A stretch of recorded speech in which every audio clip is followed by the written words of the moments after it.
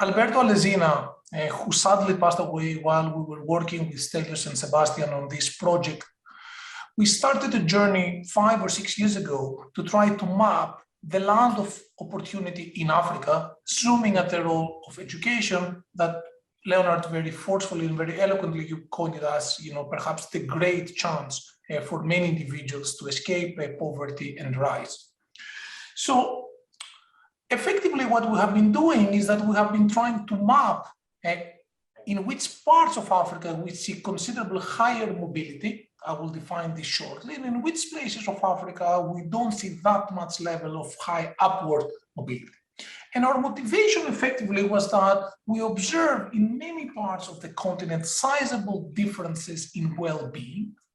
And besides, what we have been working on is try to look at the ethnic and also at the religious cleavage. So I will show you some very rough maps looking on regions and religious affiliation, but we have some ongoing work with Stelios and various other co-authors looking at the ethnicity level. So effectively what we have been trying to work is that to provide mappings of the intergenerational mobility, reflecting what's the likelihood that the parents of young Africans whose parents have not completed primary schooling manage to complete primary schooling, so in the sense they go up. And then we have also measures of absolute downward intergenerational mobility in education, which reflects the likelihood that young Africans at the age of 14 to 18 or 14 to 25, whose parents have completed primary education, do not manage to complete primary education. So they go down in the household level. And effectively what we document is that we see significant inertia. So places that were kind of ahead at independence, and those were places that received colonial investments on schools, as Leonard pointed out, and also received investments in railroads and roads and Christian missions activities more generally. Those places had a kind of a head start, and then it seems that those places benefited the most from the educational reforms, mostly of the past 3 decades.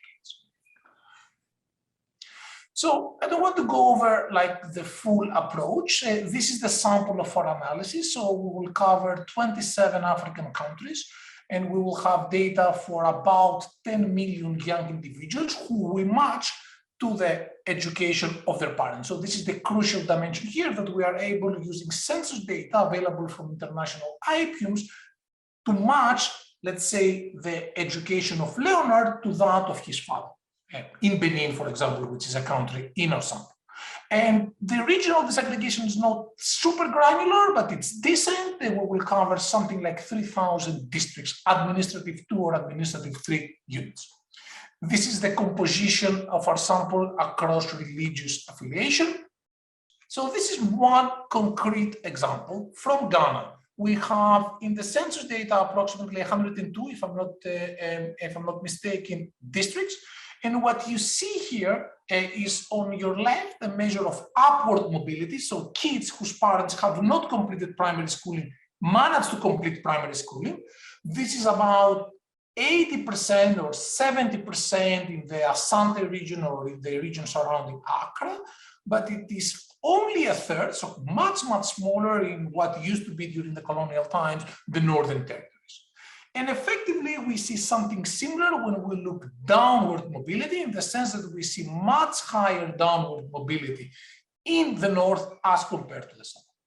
So we do this analysis across, roughly speaking, 2,800 African regions, and this is a mapping of where is the African land of opportunity. Again, opportunity here measured with the likelihood that children whose parents have not completed primary schooling manage to complete at least primary schooling.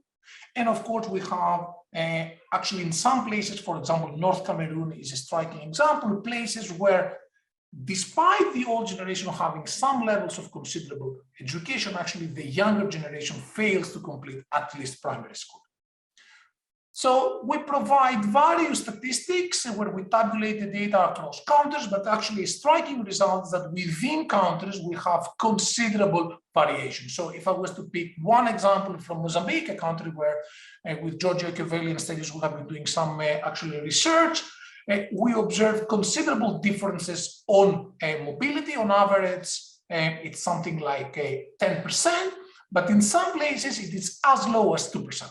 In other places, it is 2/3, which means that, roughly speaking, 2 out of 3 of kids whose parents have not completed primary education manage to complete primary education.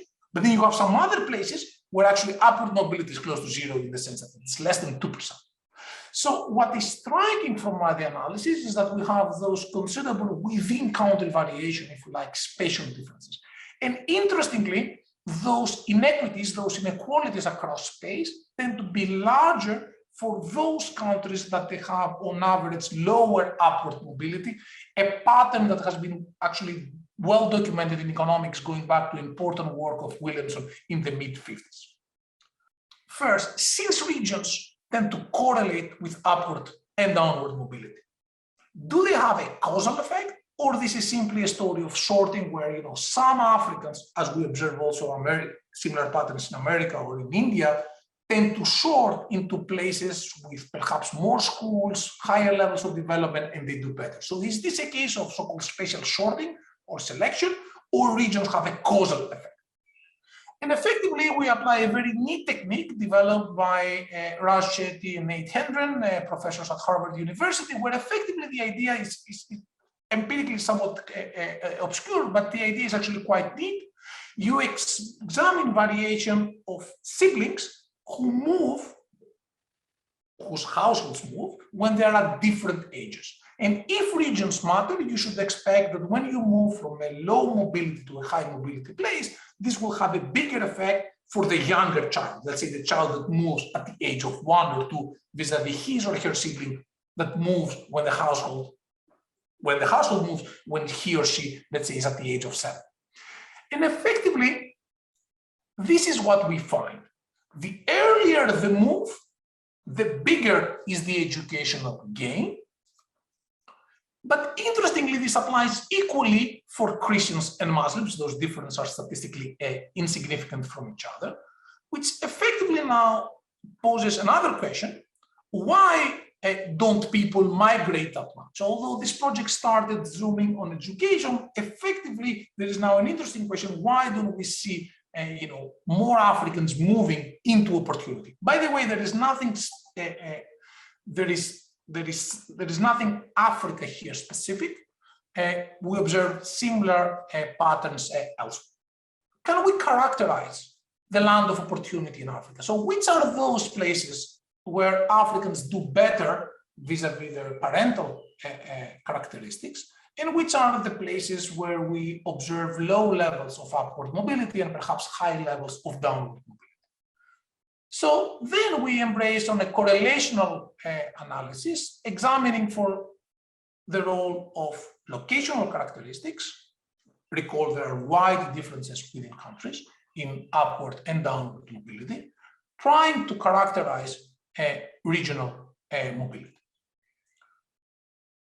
Let me go directly to the summary of the results. 3 sets of results. First, in those African regions where we observe somewhat higher population density, more specialization in services and manufacturing vis-a-vis agriculture, in those places we observe better outcomes for African children of all religious denominations. Second result, those places that tend to be closer to the coastline and closer to the capitals, those are also places that received more investments. Those places are associated with higher levels of upward mobility and lower levels of downward mobility, again, for African children of all religious denominations. Finally, proximity to colonial investment, railroads and missions, again, making the connection to what Leonard earlier presented, also tend to matter positively for upward mobility, negatively for downward mobility. So those early kind of investments and development at independence tends to have lasting effects, and we tend to believe that they reflect, at least to some extent, agglomeration effects. You have some initial higher level of economic activity, and then people congregate and amalgate in those places, and we have some form of agglomeration. To sum up, what we have been working with Stelios, Sebastian Homan, and Alberto Alesina, who sadly passed away while we were working on this project, is try to map, to provide, if you like, descriptive evidence of where is the African land of opportunity.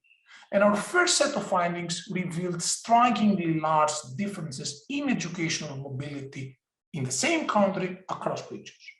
This applies especially for rural households, less so for urban households, and it applies for both male and female. There are regions do have causal effects. So if you move when at an early stage of your life into a high mobility place, you tend to do better vis-a-vis other kids of the same age from the same birthplace. And initial conditions tend to matter. These features, interestingly, matter for Africans adhering to all major religions. Nonetheless, we believe that there are various open research questions here, and here is a tentative list, and I'm sure that most of you will have even better ideas than what we list here. Let me conclude saying that in the next 1 to 2 months, we will make all the data and all those mappings publicly available in a dedicated website where you can go and you could click, you could decide the country of your interest, whether you're interested in urban or rural households, boys or girls, and tabulate those statistics in very illustrative visualizations. We believe that those strikingly large gaps in educational mobility call for more research, and we look forward to reading more, ideally from many people in the audience, about this.